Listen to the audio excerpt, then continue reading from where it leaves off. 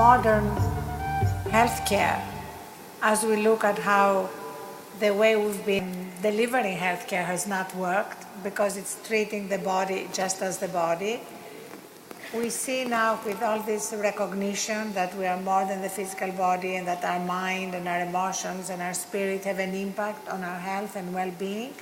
And that scientific data is beginning to change the way we look at healthcare provision. I mean, right now in the States, 75% of our healthcare costs are because of preventable chronic diseases, many of which have to do with stress. You know, stress and burnout have been described as the disease of civilization. I must tell you this. The first time I landed in the United States, wherever I went, people were talking about stress management.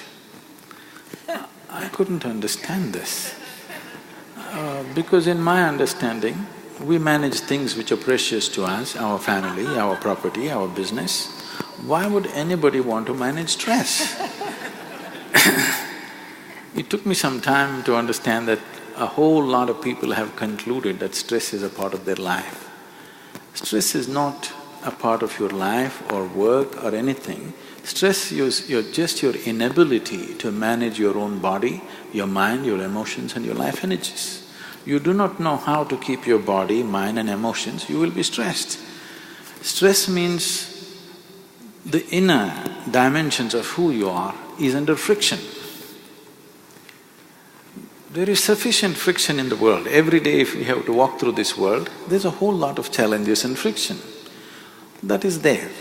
But once the friction happens within this machine, within this mechanism, if there is friction, then you become completely debilitating. It becomes completely debilitating, which is something most human beings are experiencing today. It's like you're trying to run your car without the oil in it.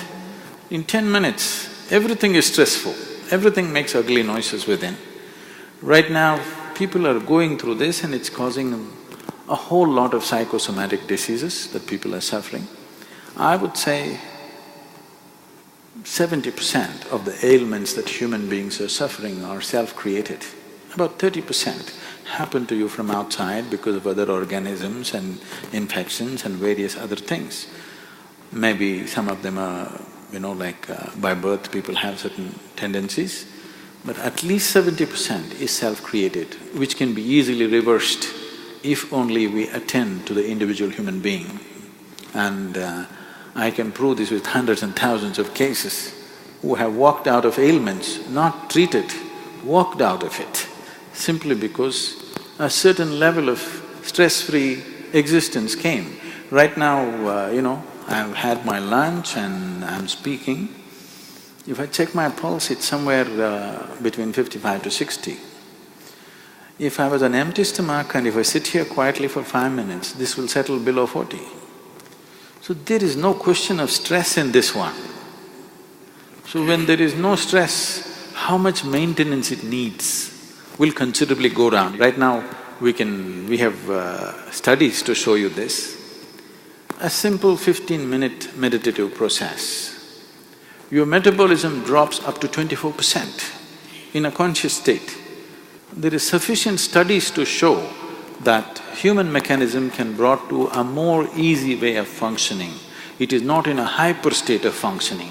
Right now, anything they have to do, they have to pump themselves like this and do it. No, you can propel yourself very gently.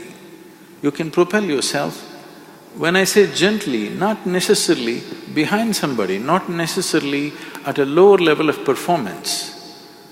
Human mechanism can be made to function different levels. If you're in a certain state of tranquility within yourself, right now I'm made like this, if I close my eyes, world just vanishes for me, it doesn't even exist for me. So, how you keep the system is important. Now we're talking about this being a World Peace Day.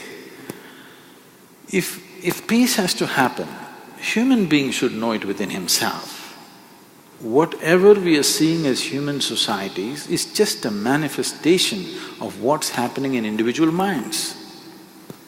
When individual minds are in such a turmoil, how do you bring peace to the world? It's going to be just empty talk.